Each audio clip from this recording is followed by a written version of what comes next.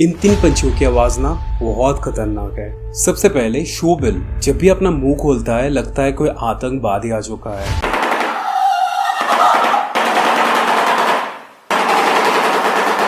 Next है laughing Kookaburra. इसका हंसी ऐसा है मानो कोई चुड़ैल हंस रही है।